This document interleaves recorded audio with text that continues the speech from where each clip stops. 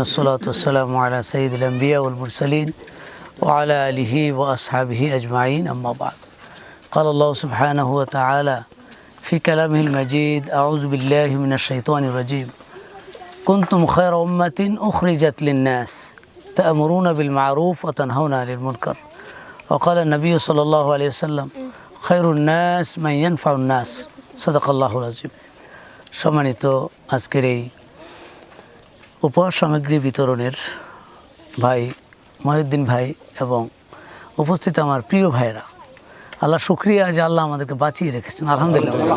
কত মানুষ মরে গেছে না, ভেসে গেছে, মরে গেছে, লাশ হয়ে গেছে, থাকার জায়গা নাই, দাঁড়ানোর জায়গা নাই, পুড়ে গেছে কত মানুষ, সেখানে আল্লাহ আমাদেরকে রাখছেন।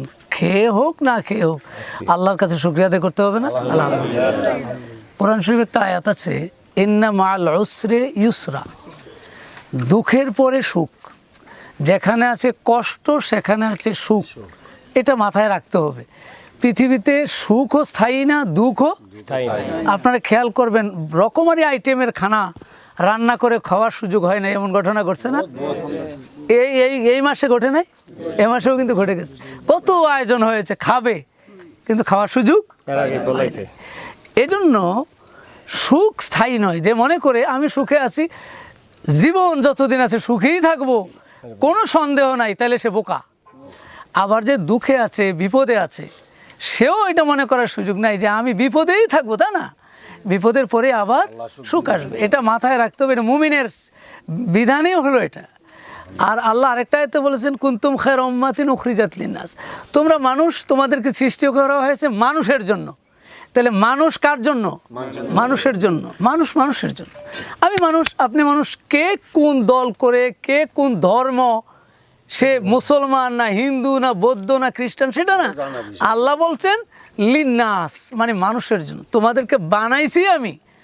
রসুলের কাছে যখন এই আয়াতটা আসে, রসুল ছিলেন, সাহাবারা ছিলেন, তাদেরকে বললেন তোমাদেরকে আমি সৃষ্টি করেছি মানুষের জন্য। তাহলে তোমাদের দ্বারা মানুষের কোনো ক্ষতি হতে পারবে না, যতটুকু পারবে মানুষের উপকার করবে।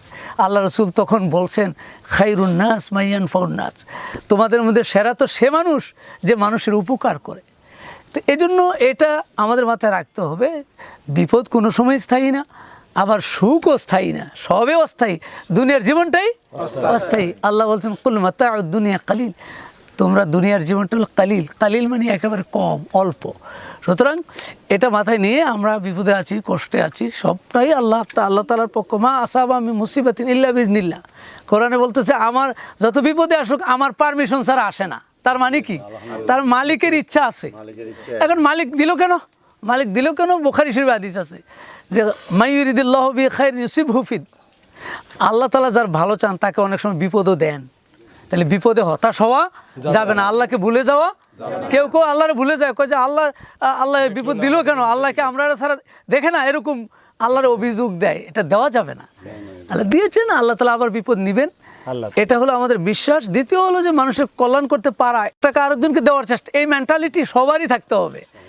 এটা হলো ইসলামের বিধান। আর তৃতীয় হলো যে আসলে বিজয় ভাই বলেছেন যে বিজয় এসেছে, বিজয়টা আলহামদুলিল্লাহ, বিজয় আসার পরে কিন্তু কাজ আছে। ফাসাব্বিহ বিহামদি রাব্বিকা ওয়াস্তাগফির, কোরআনে আল্লাহ বলে দিয়েছে নবী, যখন দেখবেন সব মানুষ দলে দলে আপনার দিকে আসতেছে, এখন দলে দলে মানুষ আসতেছে না, আয়েশা কয় কি কয় আমি আপনার সাথে আছি। আরে জীবনেও আমার সাথে থাকে না, এখন কয় আসি, তার মানে হলো এখন আসবে। এই যে আসবে, তখন আমাদের কাজ হবে, আল্লাহ বলে দিয়েছেন ফাসাব্বিহ বিহামদি রাব্বিকা ওয়াস্তাগফির, তুমি আল্লাহর ইবাদত আরো বাড়াই দাও। আগে যতটুকু করছো, নামাজ যতটুকু পড়ছো আরো বাড়াও, তাসবিহ যতটুকু পড়ছো আরো বাড়াও, যত গুনাহ আগে করেছো আল্লাহর কাছে মাফ চাও। এগুলো কাজ, বিজয়ের পরে এগুলো কিন্তু কাজ। এই কাজ থেকে কিন্তু সরে যাওয়া যাবে না। তাহলে আল্লাহ আবার বিজয় ছিনিয়ে নেবে, আল্লাহ কিন্তু বিজয় বেশি দিন রাখবে না। এটা আমাদের মাথায় রাখতে হবে। সর্বশেষ কথা হলো যে আসলে আমরা একটি সুন্দর বাংলাদেশ চাই। কি চাই? আমরা যে দেশে জন্মগ্রহণ করেছি, এই দেশে বড় হয়েছি, বিপদ আসুক মুসিবত আসুক যাবো কোথায়? এই দেশ ছাইরা তো আর আমরা আশেপাশে যেতে পারবো না, এই দেশেই থাকবো। এদেশেই যেহেতু থাকবো, এদেশটা যেন সুন্দর থাকে, একটা সুন্দর বাংলাদেশ হয়, মানুষ যেন তার অধিকারটা পায়। গরিব তার অধিকার পাবে, নারী তার অধিকার পাবে, শ্রমিক তার অধিকার পাবে, সবাই তার অধিকারটা পেয়ে যাবে। শিক্ষক তার অধিকার পাবে, খেটে খাওয়া মানুষ তার অধিকার পেয়ে যাবে, রিক্সাওয়ালা তার অধিকার পেয়ে, তার যা পাওয়ার সেইটা পাইলেই তো হলো। কি বলেন? আমি যেটা পাওয়ার আমি যদি এটা পেয়ে যাই আলহামদুলিল্লাহ। এই পাওয়াটার নিশ্চিত করার জন্য ভালো মানুষ দরকার। কি দরকার? এই দেশে মানুষের অভাব নাই, কিন্তু ভালো মানুষের অভাব আছে।